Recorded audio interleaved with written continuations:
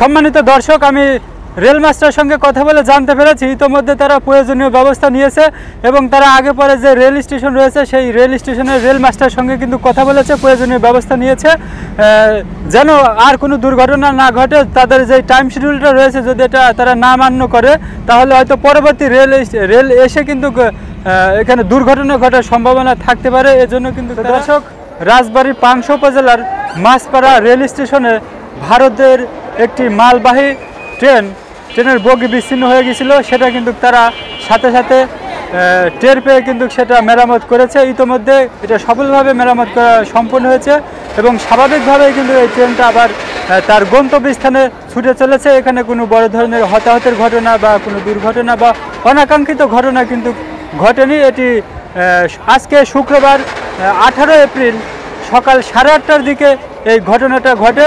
আজকে এমনিতে মাছপাড়া হাটের দিন এখানে উৎসুক জনতার ভিড় কিন্তু জমেছিল। এটা ছিল একটা পাথরবাহী ট্রেন।